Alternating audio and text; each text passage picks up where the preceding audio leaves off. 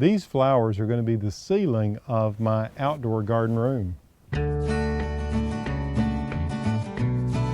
Isn't it amazing how plants can add so much to an outdoor living space? For instance, this plant has become one of my favorites for many reasons.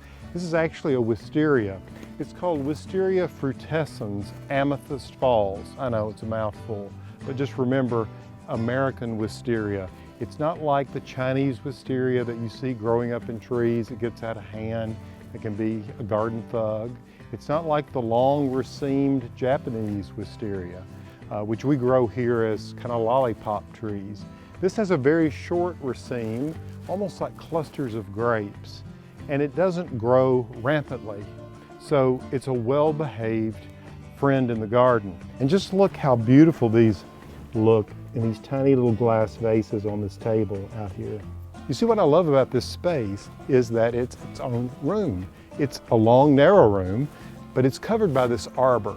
And it's 18 feet this way, and it's about 6 feet this way. And it may seem like not much space, but look, I've got about 20 different containers back here. Plenty of room for those and all the beautiful things I can grow in those. And over time, what I want is this wisteria to grow from each of the corner columns and cover the timbers up at the top. And you'll notice that those were never painted. Just the vertical columns have been painted.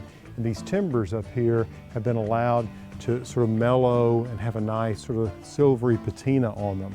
Now on the other side, I've got one of these wisterias really rocking and doing exactly what I want. It's beginning to cover the top. So in a couple of years, this will have its own roof or ceiling and really feel like an outdoor garden room. Now getting this little guy to grow up here is really no big deal. And you see I've identified 5 of the strongest canes, and I just keep them clipped back, and I've tied it with just some jute or just some garden twine. And what you do is you just keep sort of encouraging it to grow, and I'll get on a ladder and I'll sort of pull it up and tie it up there a little higher each time and keep clipping.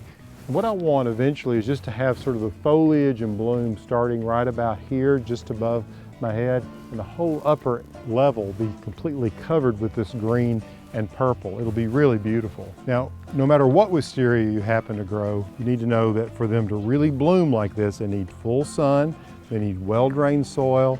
You want to make sure that their soil is consistently moist so those roots don't dry out. If you're enjoying these segments on how to make your outdoor living life even more beautiful and enjoyable, subscribe to ehowhome.